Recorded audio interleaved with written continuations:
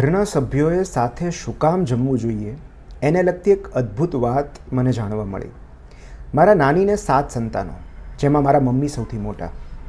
બાળપણમાં મારા માસી કે મામા જ્યારે પણ મારા નાનીને એવી ફરિયાદ કરતા કે આજે શાક ઓછું છે, ભાત ઓછા છે, રોટલી ઓછી કરી છે, ત્યારે મારા નાની કહેતા બધા સાથે બેસીને જમી લો એટલે થઈ રહેશે.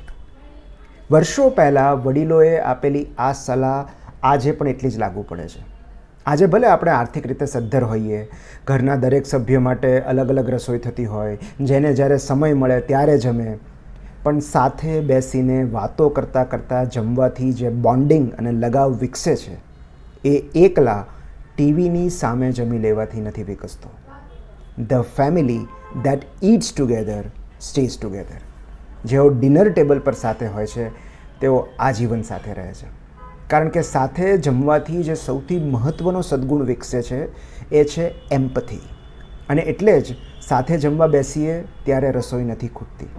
રસોઈ ત્યારે જ ખૂટે છે જ્યારે અન્યનો વિચાર કર્યા વગર આપણે વહેલા જમી લઈએ છીએ.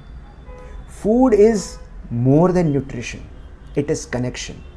ખોરાક માત્ર પેટની ભૂખ સંતોષવા માટે નથી, એ કનેક્શનની ભૂખ સંતોષવા માટે પણ છે.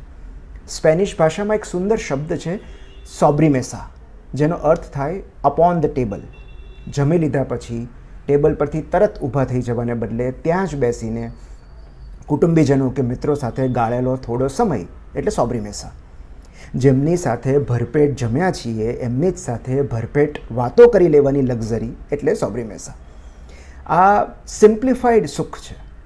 પેટનો ખાલીપો ભરવા માટે ટેબલ પર અનાજ અને જાતનો ખાલીપો ભરવા માટે ટેબલની બીજી બાજુએ કોઈ કંપની મળી જાય તો સુખ મેળવવા માટે જિંદગી પાસે ઓવરટાઈમ ન કરાવાય.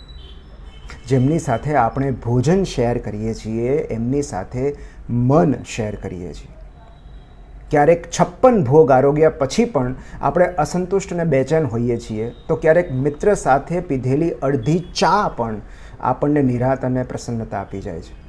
જમવા માટે ફક્ત હાથની નહીં સાથની પણ જરૂર પડે છે.